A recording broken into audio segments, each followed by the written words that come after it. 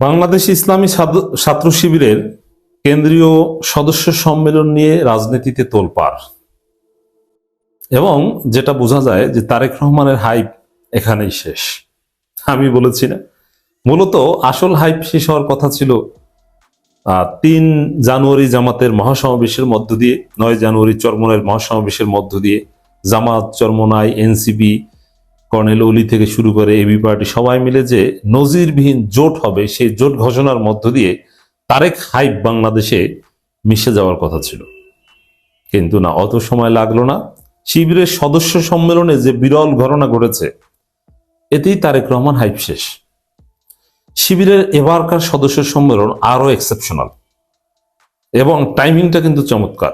শিবিরের সদস্য সম্মেলন নর্মালি 31 ডিসেম্বর হয়, এবার 31 ডিসেম্বর করতে তেমন কোনো আপত্তি বা সমস্যা ছিল বলে আমার মনে হয় না, কারণ জামাতের মহাসমাবেশ 3 জানুয়ারি, তো সেখানে 31 ডিসেম্বর করলে সমস্যাটা কি? কিন্তু না, বেশ আগেই করেছে। নর্মালি এটা শিবিরের প্র্যাকটিস না, তো সেখানে শিবির 26 ডিসেম্বর করেছে। 25 ডিসেম্বর তারেক রহমান দেশে এসেছেন। এখন তারেক রহমান হাইপ বাংলাদেশে 24 ঘন্টা টিকল না। শিবিরের সদস্য সম্মেলনে কি ঘটেছে, এবার যে এক্সেপশনাল দিকগুলো, আমি আসছি সেদিকে। আপনারা অবাক হবেন যে শিবির কতটা ক্রিয়েটিভ, ডাইনামিক। এমনি এমনি ডাকসু সহ সব ছাত্র সংসদে তারা জিতছে না। শিবিরের সদস্য সম্মেলনের এসেছেন এই মুহূর্তে বাংলাদেশের ইতিহাসে যে যার শাহাদাতকে কেন্দ্র করে সবচেয়ে বড় ঘটনা ঘটেছে, ইতিহাসের সবচেয়ে বড় জানাজা যাকে কেন্দ্র করে হয়েছে, এখনো যার কবরকে কেন্দ্র করে মানুষ কান্না করছে। গভীর রাতে, রাত 2টা 3টা ঢাকা বিশ্ববিদ্যালয় এলাকায় মসজিদের পাশে শাহবাগে গেলে মানুষ রিক্সা থামিয়ে কান্না করছে। এইরকম অকৃত্রিম ভালোবাসা, এটা আমি তো ওসমান হাদির অর্জনও এটা দেখিনি। এটা তো দেখিস জাস্ট আল্লাহর রহমত। আল্লাহ সমস্ত রহমত ওসমান হাদিকে কবুল করে তার উপর ঢেলে দিয়েছেন। নইলে মানুষের এত ভালোবাসা কিভাবে ওসমান হাদি পায়? সেই ওসমান হাদি ছিল শিবিরের সদস্য সম্মেলনের কেন্দ্রবিন্দুতে। আর ওসমান হাদিকে অবমূল্যায়ন করে, ওসমান হাদিকে বিকৃত করে তারেক রহমান। তাহলে কিভাবে শিবিরের সাথে টিকবে তারেক রহমান? সম্ভব নয়। তারেক রহমান ওসমান হাদির পরিচয় দেয় গণতন্ত্রের জন্য একজন সংগ্রামী, অথচ গণতন্ত্রের জন্য আলাদা কোনো সংগ্রাম ওসমান হাদির ছিল না। ওসমান হাদির সংগ্রাম ছিল ভারতের আধিপত্যবাদের বিরুদ্ধে। শিবির শরীফ ওসমান বিন হাদি তাদের যে সদস্য সম্মেলনের কভার ফটো বা মূল যে থিম, তার মধ্যে এটা রেখেছে, শরীফ ওসমান হাদি 30 জুন 1993 থেকে 18 ডিসেম্বর 2025, কেন্দ্রীয় সদস্য সম্মেলন 2025, জান দেব জুলাই দেব না, বাংলাদেশ ইসলামী ছাত্র শিবির। এবং ওসমান হাদির সেই হাত জাগানো ছবি সহ এই ফটো কার্ড তাদের কাভার ফটোতে যোগ করেছে। তো দর্শক, মানুষ তুলনা দিচ্ছে তারেক রহমানের সংগঠন ছাত্র দলের সাথে। যে ছাত্র দলের সভাপতি রাকিব দায়িত্ব পাওয়ার পর শিবিরের 4 জন সভাপতি দেখলো, 3 জন বিদায় নিয়েছেন, আর রাকিব যায় না। শিবিরের 3 জন যায় আর রাকিব যায় না। মজা না? জাতি আরেকবার দেখলো যে শিবির কতটা ডাইনামিক, গতিশীল। আর ছাত্র দল স্থবির, হাঁটু গেড়ে বসেছে। ছাত্রত্ব আর শেষ হয় না। চামড়া ঝুলে যায়, ছাত্রত্ব শেষ হয় না। দাঁত নড়ে যায় বয়সের ভারে, কিন্তু ছাত্রত্ব শেষ হয় না। এক একটা ইউনিয়ন কমিটি যদি দেখেন, জেলা কমিটি যদি দেখেন, বিশাল প্যাট, নাক বাঁকা হয়ে গেছে, চোখ ভিতরে ঢুকে গেছে, ঠোঁট ঝুলে গেছে, চামড়া ঝুলে গেছে। এ পরিচয় দেয় যে জেলা ছাত্র দলের সভাপতি। একবার ছবি ভাইরাল হয়েছিল। আর শিবিরের ছেলেরা একদম কচি তা বলবো না, তবে দেখতে কি মনে হয়, জাহিদকে দেখলে কি মনে হয়? ইয়াং একটা ছেলে না? তো দর্শক,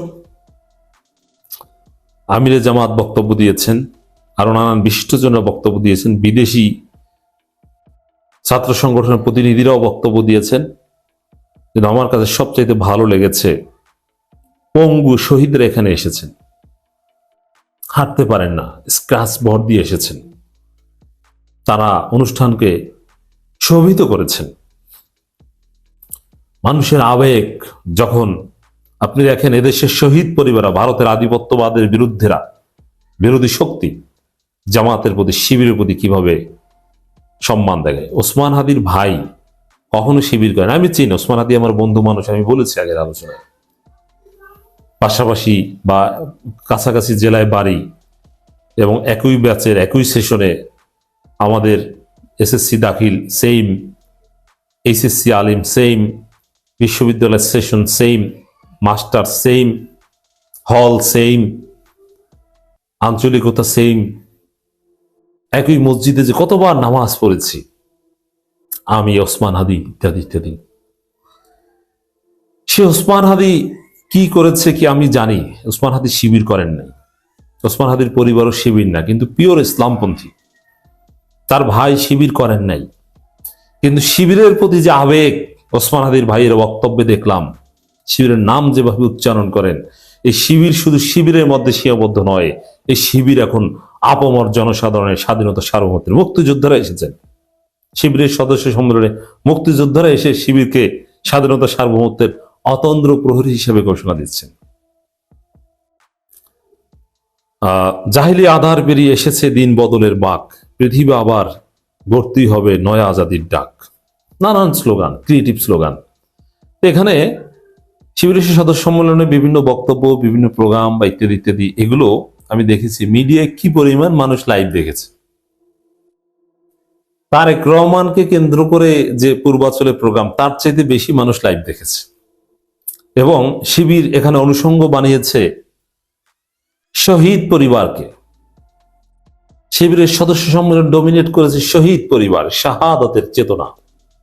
শরীফ ওসমান হাদি, আবরার ফাহাদ, আবু সাইদ, শহীদ পরিবার। আর তারেক রহমানের স্টেজে শহীদ পরিবারকে দেখছেন, যার উসিলায় সিন্নি খাইলি মোল্লা চিনলি না। যেই জুলাই অগস্টের কারণে তারেক রহমান বাংলাদেশে আসতে পারলেন, নইলে তারেক রহমান বাংলাদেশে আসার কথা কল্পনা করতে পারতেন না। সেই জুলাই শহীদ পরিবারের কাউকে দেখেছেন পূর্বাঞ্চলে 300 ফিটে তারেক রহমানের স্টেজে? না, দেখেন নাই। দেখেছেন কাদের? জোটের শরিকদের। আর শিবির তাদের অনুষ্ঠান সাজিয়েছে শহীদ পরিবারকে নিয়ে, ওসমান হাদিদের নিয়ে। বক্তব্য দিয়েছে ওসমান হাদির ভাই, এবং মিডিয়ায় যে পরিমাণ রিয়াক্ট, মানুষের যে লাভ রিয়াক্ট পূর্বাঞ্চলের চাইতে বেশি ছিল। তো দর্শক, এইখানে ফেসিবাদ বিরোধী, আধিপত্যবাদ বিরোধী, এই আধিপত্যবাদ বিরোধী এইসব শব্দ ছাত্রদল বিএনপি উচ্চারণ করতে পারবে না। একটা সময় দেখেন, এখানেও তো বিএনপি, তারেক রহমানের দল কার্যত ভিলেন হয়ে গেল। কিভাবে? এক সময় বিএনপির লোক, যে মির্জা আব্বাস রাশিদি শিবিরের সদস্য সম্মেলনে, যে বিএনপির মন্ত্রীরা, ব্যারিস্টার মওদুদ আহমেদরা শিবিরের সদস্য সম্মেলনে, যে এই সেম জায়গায় চীনমৈত্রী সম্মেলন কেন্দ্রেই শিবিরের সদস্য সম্মেলনে যে আলোচিত বক্তব্য দিতেন, প্রশংসা করতেন, তারেক রহমান নিজে শিবিরের প্রশংসা করতেন, ছাত্রদল শিবিরকে এক মায়ের পেটের দুই ভাই বলতেন। এখন সেই ছাত্রদল বিএনপি কেউ শিবিরের সদস্য সম্মেলনে যায় না, কিন্তু শিবির দাওয়াত দিয়েছে, কিন্তু তারা কেউ যায় না। কিন্তু আধিপত্যবাদের বিরুদ্ধে সমস্ত ছাত্র সংগঠন শিবিরের সদস্য সম্মেলনে গিয়েছে, এবং তারা সবাই ঐক্যবদ্ধ অঙ্গীকার ব্যক্ত করেছে, তারা সবাই শপথ করেছে। বিএনপির যে ভণ্ড এবং ভুয়া রাজনীতি, এটাকে কিভাবে তারা প্রচার করে এবং বুঝে, এটাকে কথা বলে আজকের আমার আলোচনা আমি শেষ করব।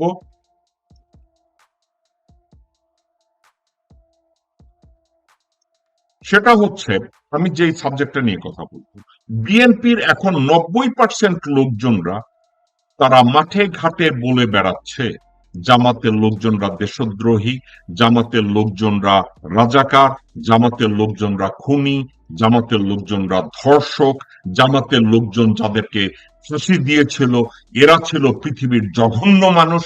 বিএনপির ন্যারেটিভটাই এখন এরকম। এখন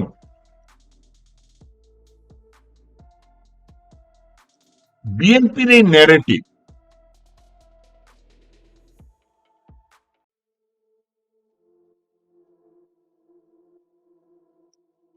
বিএনপির এই ন্যারেটিভটা আমি কিভাবে দেখি, এটা নিয়ে আমি আপনাদেরকে একটু শর্ট ব্রিফ দিয়ে আজকের অনুষ্ঠানটা আমি শেষ করব। বিএনপির বর্তমান মহাসচিব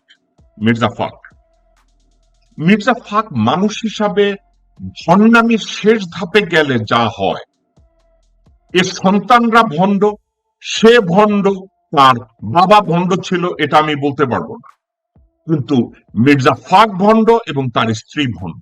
এবং এই লোকটাকে আমি অপছন্দ করি ওই দিন থেকে, যেদিন মির্জা ফাক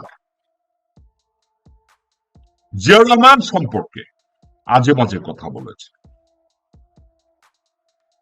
জিয়াউর রহমান সম্পর্কে এত বাজে কথা বলেছে এই মির্জা ফাক, আমি সহ্য করতে পারি না। আমি জানি না কোন ভিডিওটা দেখাচ্ছি, একটু মনোযোগ দিয়ে দেখবেন। যে শহীদ প্রেসিডেন্ট জিয়াউর রহমানের মৃত্যু যদি 1981 সালের মে মাসে না হয়ে যদি 2015 সালে হতো, তাহলে এই বাংলাদেশের ভাগ্যে কি ঘটতো আমি জানি না। তবে সম্ভবত সেটা লাইবেরিয়া অথবা আফগানিস্তানের মতো একটা ব্যর্থ রাষ্ট্রে পরিণত হতো। এই লোক বিএনপির মহাসচিব কি করে হয়? সে বলছে জিয়ারে যদি 81 সালে মারা না হইতো, বাংলাদেশ নাকি লাইবেরিয়া অথবা আফগানিস্তান হইত। যে লোক জিয়া সম্পর্কে এই কথা বলে, সেই লোক বিএনপির মহাসচিব হয়? দর্শকবৃন্দ, এরপরেও এই মির্জা ফাককে আপনারা ভোট দিয়ে এমপি বানাবেন ঠাকুরগাঁয়ে? এর মতো লোককে আপনারা এমপি বানাবেন? এর মতো লোককে আপনারা মন্ত্রী বানাবেন? এই মির্জা ফাকের মতো কুত্তার বাচ্চা যে জিয়াউর রহমানকে এভাবে করে কথা বলে।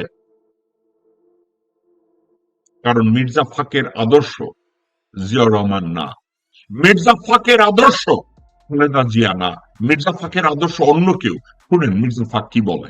আমি প্রথমেই শ্রদ্ধা জানাতে চাই সেই মহান নেতাদের যারা স্বাধীনতা সংগ্রামের সূচনা করেছিলেন, মৌলানা আব্দুল হামিদ খান ভাসানী, শেরে বাংলায় কে ফজলুল হক, হোসেন শহীদ সারওয়ার্দী, শেখ মুজিবুর রহমান এবং তারপরে আরো অনেক।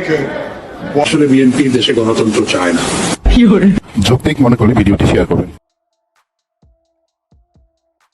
সে শেখ মুজিবুর রহমান পর্যন্ত গেছে, কিন্তু বেশ্যার বাচ্চা শহীদ রাষ্ট্রপতি রাখাল রাজা জিয়াউর রহমানের নাম উল্লেখ করে নাই।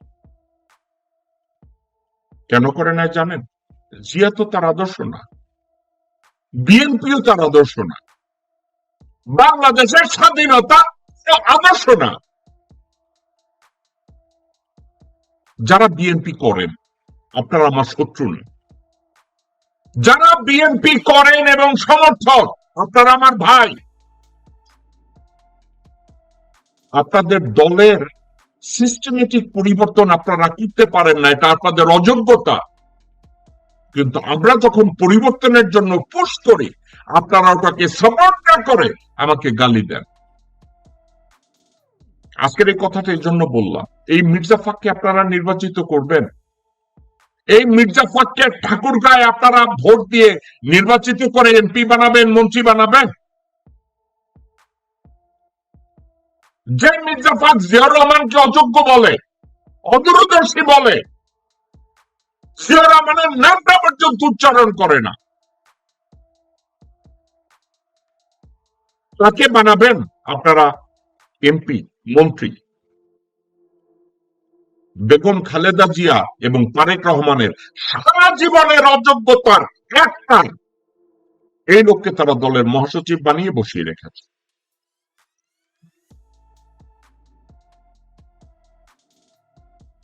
এখন দ্বিতীয় যে কথাটা আপনাদেরকে আমি বলতে চাচ্ছি,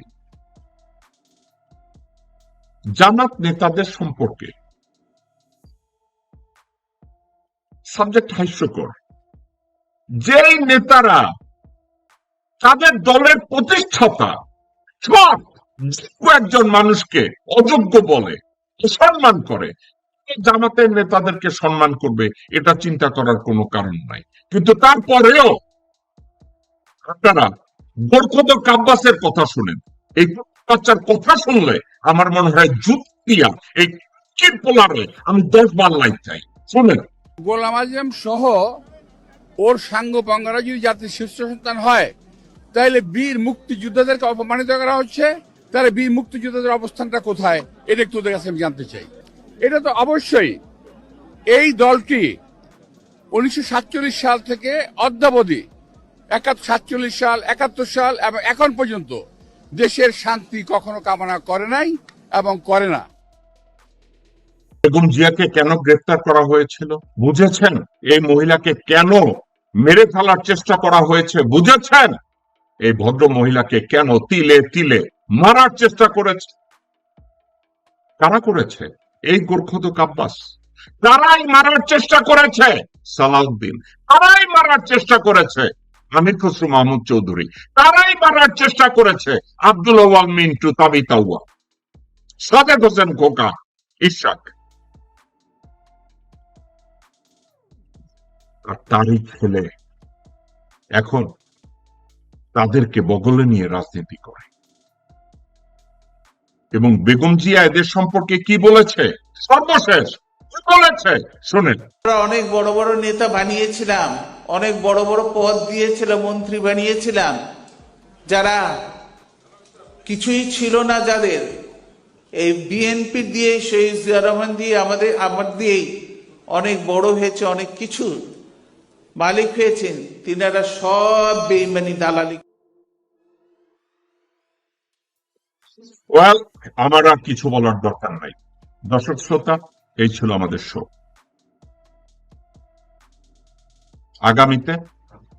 আগামীকালকে বাংলাদেশ সময় রাত 10টায় আমি অন্য কোনো বিষয় নিয়ে আপনাদের সামনে হাজির হব।